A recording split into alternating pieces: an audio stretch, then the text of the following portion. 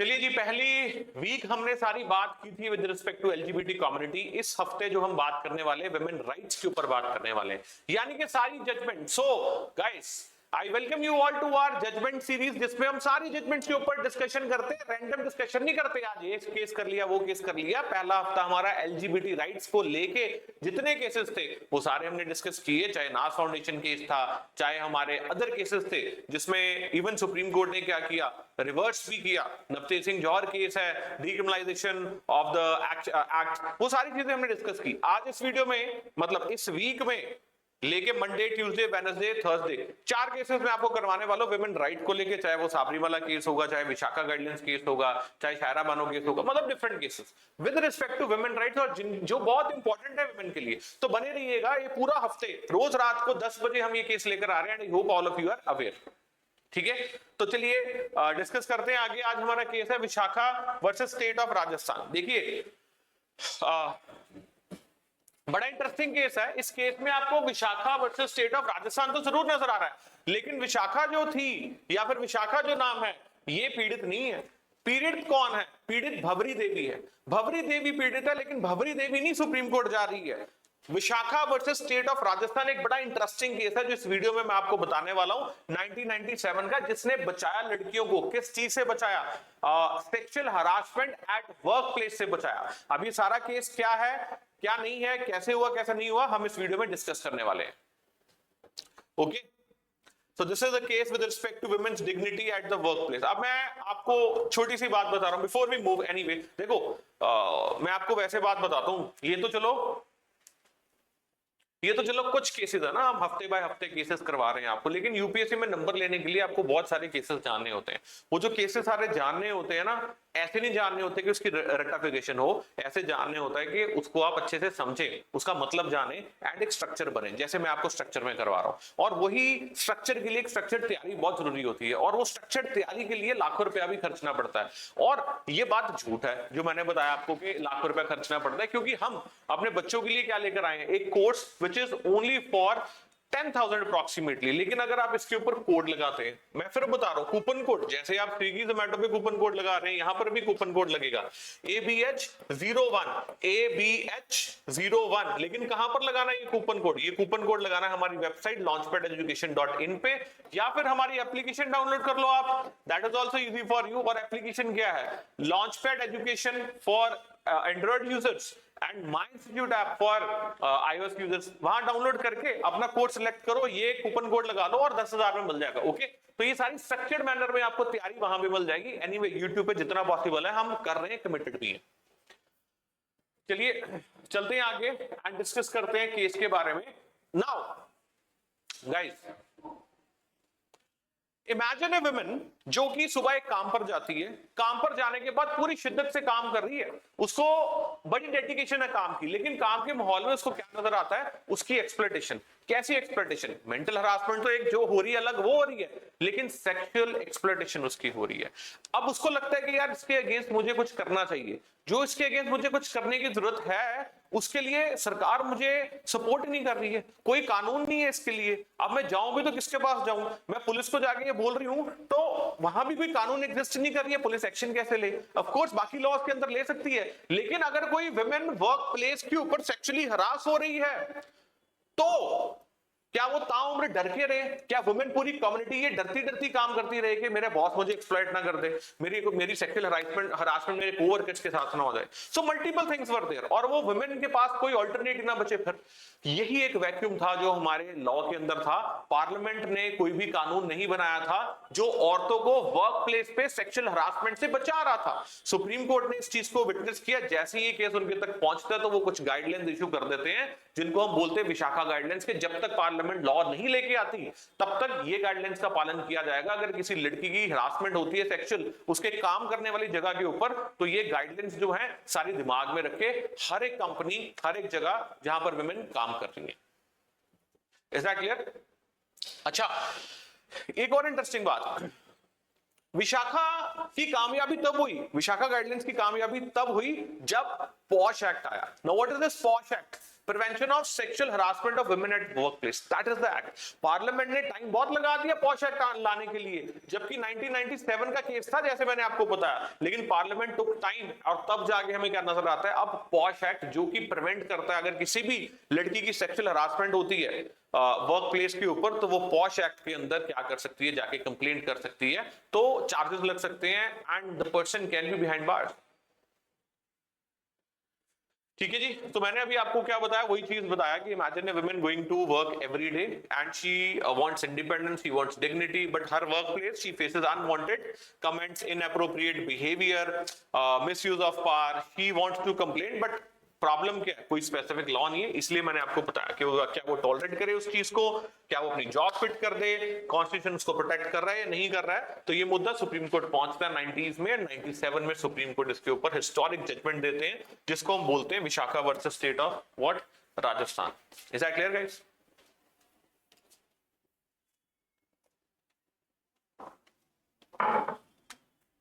ठीक है,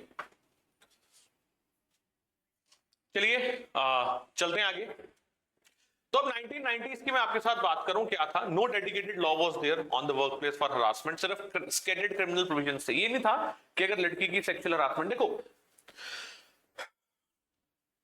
काफी लोग सोचते हैं कि सर विशाखा गाइडलाइंस से पहले क्या कोई भी कानून एग्जिस्ट नहीं करता था जो वुमेन को प्रोटेक्ट करता था उसकी वर्क प्लेस के ऊपर। देखो थे क्रिमिनल लॉज, कोई अब ऐसा थोड़ी है कि कोई किसी लड़की का उसकी वर्क प्लेस के ऊपर रेप कर देगा और वो जाएगी पुलिस के पास और बोलेगी कि ऐसा हुआ मेरी वर्क प्लेस पे, तो पुलिस चार्जेस नहीं लगाएगी। नहीं, ऐसा नहीं था। हम बात कर रहे हैं वर्क प्लेस के ऊपर उसकी प्रोटेक्शन के लिए क्या कोई कानून था, वो नहीं था। Scattered criminal laws, provision, service rules already exist करते थे, but no clear answer to कि सेक्सुअल हरासमेंट होती क्या है। अब क्या रेप भी सेक्सुअल हरासमेंट है, या फिर शब्दावली का इस्तेमाल करना भी सेक्सुअल हरासमेंट है? सेक्सुअल हरासमेंट सिर्फ टच करना सेक्सुअल हरासमेंट है, या रिलेशन बनाना सेक्सुअल हरासमेंट है?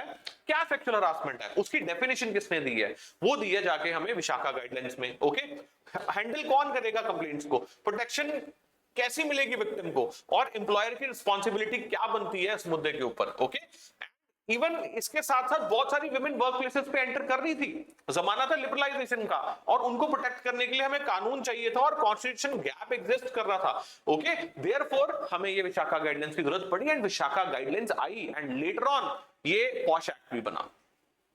ठीक है, is that clear guys? Great.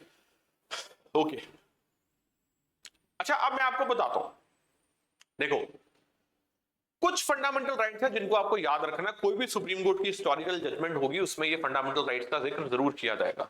वो कौन कौन से फंडामेंटल राइट्स का जिक्र किया जाएगा? आर्टिकल 14 आपको ध्यान में रहना चाहिए, देन आर्टिकल 15 हमेशा no discrimination on the sex, ये आपको पता होना चाहिए। 21 एंड 19 ये आपको पता होना चाहिए, और इनके आगे क्या क्या, life dignity, right of the profession, ये सारा कुछ इनके सामने दिया गया है, ये आपको पता होना बहुत बहुत बहुत बहुत बहुत बहुत बहुत ज्यादा जरूरी है। इसको अपने खाने में डाल के चलिएगा बात को, जो मैंने आपके साथ बताई। दूसरी बात जो मैं आपके साथ डिस्कस कर रहा हूं, what is that? That is के 19, 14 एंड 21, इसको तो गोल्डन ट्रायंगल भी बोला जाता है। तो जीएस पेपर 2 के लिए इस गोल्डन ट्रायंगल को याद रखिएगा, क्योंकि तीनों fundamental rights are very much important. अगर किसी को भी हार्म किया जाता है, it needs to satisfy the other two articles. Okay? अगर 21 लिया जा रहा है तो reasonably 19 and 14 को क्या करना पड़ेगा, सेटिस्फाई करना पड़ेगा कि हाँ भाई कर सकते हैं कि नहीं कर सकते हैं।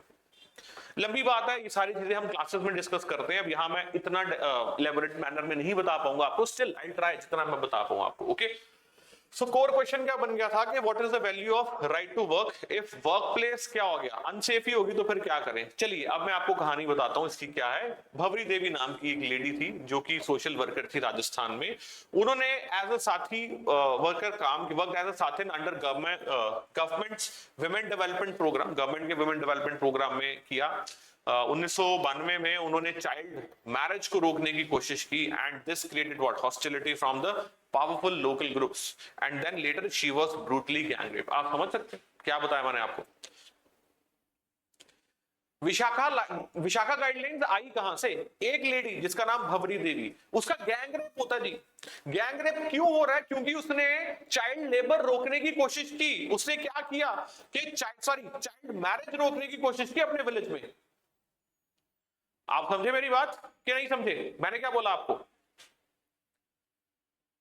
एक लेडी जिसके साथ गैंग रेप किया जाता है, और उसका गुनाह क्या था? उसका गुनाह सिर्फ इतना था कि वो चाइल्ड मैरिज को रोक रही थी अपने विलेज में। वो वर्कर थी, she was working under government's women development programme, और अपनी ड्यूटी करते हुए चाइल्ड मैरिज को रोकने की कोशिश की, लेकिन पावरफुल हॉस्टिलिटी लोकल ग्रुप्स की तरफ से उसको मिली। आपको पता ना, पेट्रियार्कल माइंडसेट जो है ये एक्सेप्ट नहीं कर पाता है, और उन्होंने मिलके क्या किया? उसके साथ गैंग रेप किया। वो बेचारी चुप, उसने कुछ नहीं किया। लेकिन फिर क्या होता है? उसके बाद एक ऐसा सुप्रीम कोर्ट के द्वारा स्टेप लिया जाता है, जब पहुंचती है सुप्रीम कोर्ट ये बात, जिसको हम बोलते हैं सुप्रीम कोर्ट के द्वारा दी गई Vishakha guidelines. So criminal case जो था इट बिकेम कंट्रोवर्शियल, लेकिन सुप्रीम कोर्ट ने was not retrying that case. Instead issue क्या बन गया कि भाई it is not about rape. Rape का तो इशू रहा ही नहीं, गैंग रेप का तो इशू रहा ही नहीं। इशू क्या बन गया कि क्या एक लड़की को उसकी वर्क प्लेस के ऊपर काम करने का सेफली अधिकार है या नहीं है? क्या कोई सेक्सुअल हरासमेंट से उसकी प्रोटेक्शन है या नहीं है? So women right group fight what? PIL, Vishakha and others versus state of Rajasthan. तो इस कॉन्टेक्स्ट में हमें विशाखा गाइडलाइंस जो है वो नजर आती है। ओके, चलिए अब पिटिशनर ने आर्ग्यू क्या किया वो देखते हैं कि आर्गुमेंट क्या था। पिटिशनर का आर्गुमेंट था कि it is not about one woman. देखिए, it is about million of the women जो वर्क कर रही हैं। सेक्सुअल हरासमेंट जो है किसको इफेक्ट कर रही है? Equality, dignity, liberty, right to work, इन सभी को इफेक्ट कर रही है। मैंने क्या बोला आपको?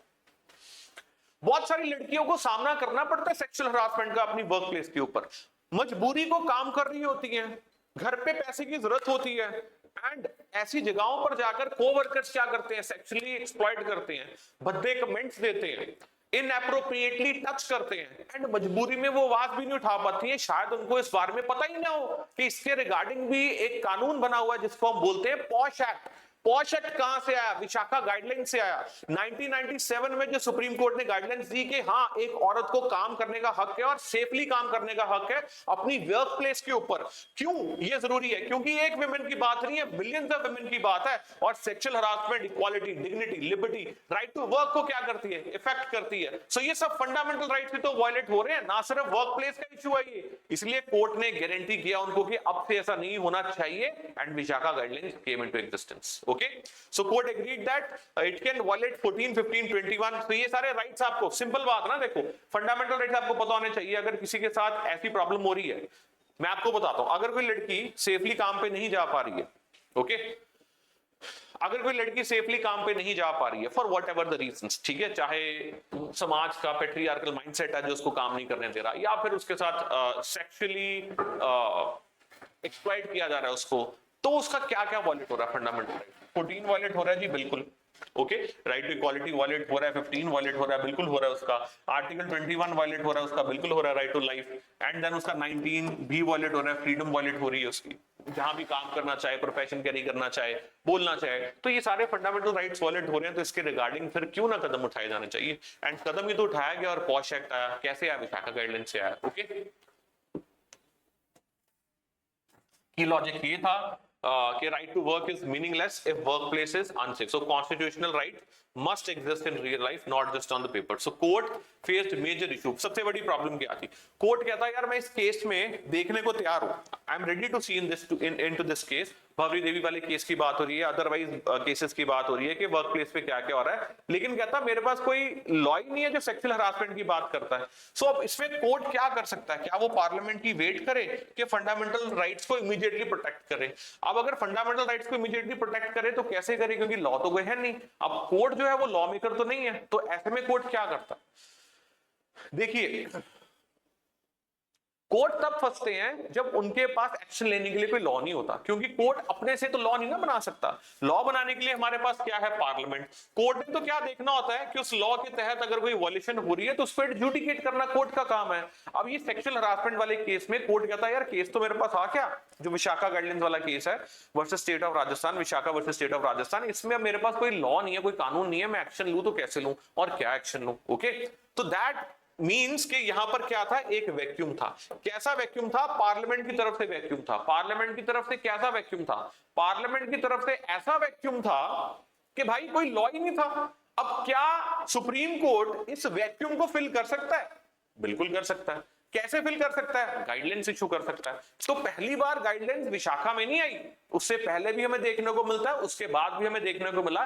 कई बार इसको हम जुडिशियल एक्टिविज्म का नाम भी देते हैं, कई बार हम इसको जुडिशियल ओवररीच का भी नाम देते हैं, कई बार हम इसको जुडिशियल एडवेंचरिज्म का भी नाम देते हैं, और हम डिमांड क्या करते हैं? Judicial restrain. अब ये सारी टर्म्स के ऊपर एक एक वीडियो अलग से मैं कर सकता हूं और आपके लिए लेकर आऊंगा, ठीक है।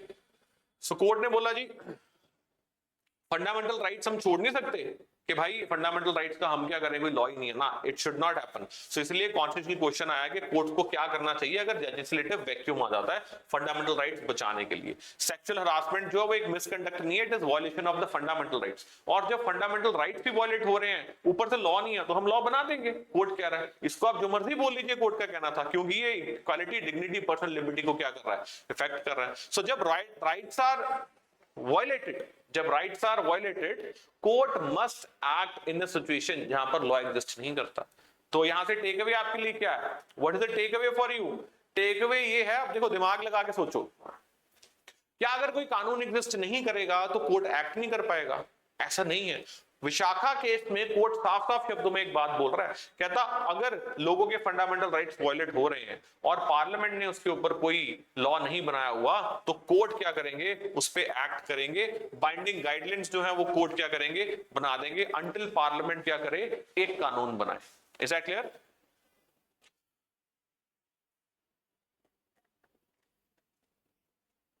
और ये गाइडलाइंस लीगली इन्फोर्सेबल होती हैं, सिर्फ सजेशंस नहीं होते, याद रखिएगा। So court also relied on convention on elimination of discrimination against the women and India had ratified it. अब कोर्ट ने बोला इंटरनेशनल कन्वेंशन भी हमें गाइड करती है ना कि हमें फंडामेंटल राइट्स को इंटरप्रेट कैसे करना है। So only if they are consistent with the constitutional rights, okay? So international convention को आप जाके साइन कराए हो, इंटरनेशनल कन्वेंशन को साइन करने के बाद आपके पास लॉ नहीं है, तो आपको भी बनाना पड़ेगा ना, याद रखिएगा। सो कोर्ट ने बाइंडिंग रूल्स लाए। एम्प्लॉयर की क्या जिम्मेवारी बनती है? Prevention of sexual harassment employer की क्या ड्यूटी है? हरासमेंट का मतलब क्या है? फिजिकल कांटेक्ट होना किसी लड़की के साथ जबरदस्ती का, वो काउंट करता है एज अ हरासमेंट, या फिर सेक्सुअल डिमांड्स करना, उसको बोलना कि मेरे को तेरे से सेक्सुअल फेवर्स चाहिए, मुझे तो बहुत पसंद है, I'll give you a raise, मैं तेरा प्रमोशन कर दूंगा, let's do this, let's do that, okay, ये होता है। चलो मैं आपको ये सारा समझा रहा हूं। सेक्सुअल हरासमेंट वर्कप्लेस पे होती क्या है? क्या सिर्फ सेक्स होना जबरदस्ती का सेक्सुअल हरासमेंट है वर्कप्लेस पे, या फिर इसके अलावा कुछ और भी है? देखिए, फिजिकल कांटेक्ट होना, कैसा भी फिजिकल कांटेक्ट होना, वो भी सेक्सुअल हरासमेंट है। सेक्सुअल डिमांड्स करना कि मेरे को तेरे से सेक्सुअल फेवर्स चाहिए, I will give you a raise, मैं तेरी प्रमोशन कर दूंगा, वो भी क्या है? It is part of what? Sexual harassment. Then sexually coloured remarks, कोई भी रिमार्क देना, अब मैं ऐसे रिमार्क्स तो यहां नहीं बोल सकता, बट सेक्सुअली कलर्ड रिमार्क्स देना, ऐसी बातें करना, वो भी सेक्सुअल हरासमेंट है गाइस। पोर्नोग्राफी, वो भी सेक्सुअल हरासमेंट है। If you are trying to see and उसको जबरदस्ती कर रहे हो, दिखा रहे हो, so an unwelcome sexual behaviour. अब ये बड़ी वेग चीजें हैं, इसका मिसयूज भी होता है, ऐसा नहीं मिसयूज नहीं होता है, होता है, बट ये सारा किसमें कॉन्स्टिट्यूट करता है? सेक्सुअल हरासमेंट में, ओके। सो अब इसका कंप्लेंट मैकेनिज्म क्या है? Every workplace must have a system to file complaint, ऐसा कोर्ट ने बोला। कंप्लेंट कमेटी है which was headed by women, at least 50 women members, external members, NGO independent. चलो ये तो डिटेल में मैंने आपको बता दिया कि विक्टिम को प्रोटेक्ट करने के लिए क्या क्या हो सकता है, बट अगर अदरवाइज आपको पता होना चाहिए कि this case is about what, ये केस किस चीज के लिए है और क्या काम करता है, कोर्ट ने क्या कहा, ओके।